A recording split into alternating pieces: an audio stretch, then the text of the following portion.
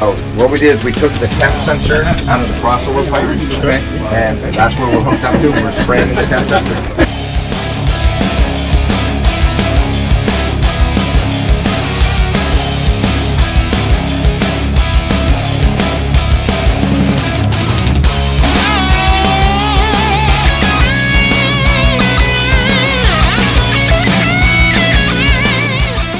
Are you still disconnecting the exhaust? Yeah, right? Yeah, because I don't want to shove all that into the DPF, right? Yeah.